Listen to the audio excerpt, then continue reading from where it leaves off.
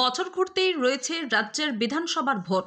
বিধানসভা নির্বাচনকে সামনে রেখে এখন নির্বাচন কমিশনের নির্দেশ মতো সারা রাজ্য জুড়ে শুরু হয়েছে এসআইআর এর কাজ। এই আবহের মধ্যেই গলসি ১ নম্বর ব্লকের অন্তর্গত চাকতেতুল সমবায় সমিতির নতুন বোর্ড গঠন করল তৃণমূল কংগ্রেস। চাকতেতুল সমবায় সমিতির নির্বাচনে বিনা প্রতিদ্বন্দ্বিতায় ৪২টি আসনই দখল করেছে তৃণমূল কংগ্রেস প্রার্থীরা। বুধবার তৈরি হলো ৯ সদস্যের চাকতেতুল সমবায় সমিতির নতুন বোর্ড। এদিন নতুন বোর্ড গঠনকে কেন্দ্র করে তৃণমূল কর্মী ও সমর্থকদের মধ্যে ছিল ব্যাপক উন্মাদনা। এলাকার তৃণমূল নেতৃত্ব এদিন বলেন, চাকতেতুল এলাকায় বিরোধীদের কোনো অস্তিত্ব নেই। সমবায় সমিতির নির্বাচনে প্রতিদ্বন্দ্বিতা করার সাহস বিরোধীরা দেখাতে পারেনি।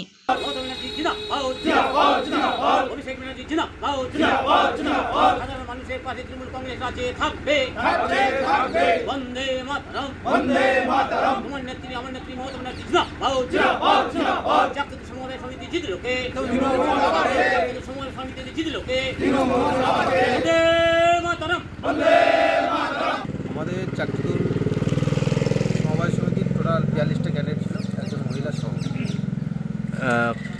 কতগুলোতেই আজকে সিট গ্রহণ করেছেন আপনারা? এখানে কোনো পার্টি পার্টিসিপেট করতে পারেনি। টোটাল তৃণমূল কংগ্রেস থেকে এই সমস্ত ক্যান্ডিডেট ছিল। অন্য কোনো দল কোনো নমিনেশন করতে পারেনি। অন্য কোনো দলে দেখো এখানে চাকতেতুল অঞ্চল অস্তিত্ব নেই। এর পরের পদক্ষেপ কি থাকবে?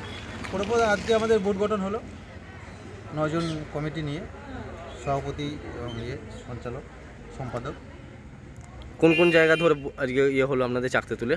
একটা ছোটো আমার চাকতেতুল এরিয়া ১৭টা বুথ নিয়েই যে পঞ্চায়েত সমবায় সমিতি বুথ গঠন ছিল আজকে, সেটা আজকে সম্পূর্ণ হবে। এখানে তৃণমূলে জয় করা। মানে তৃণমূলের যে সামনে 2026-এর যে একটা বিধানসভা ভোট, তাতে কি মনে হচ্ছে মানুষের কতটা আশা আকাঙ্ক্ষা দেখতে পাচ্ছে? আমরা লিখবো, এখানে বিজেপি কোনো নেতা নেত্রী এখানে নেই। এই যে এসআইআর হচ্ছে সব লুকিয়ে গেছে, কেউ কোথাও নেই এখানে। এই এসআইআর থেকে একটা মানুষের একটা ভালো প্রভাব মানুষ বুঝে নিচ্ছে যে তৃণমূল কংগ্রেস ছাড়া কেউ নেই, বিজেপি দাঁড়িয়ে নেই, কোনো নেতা নেত্রী আর দেখা যায় না। আপনার নামও পরিচয়?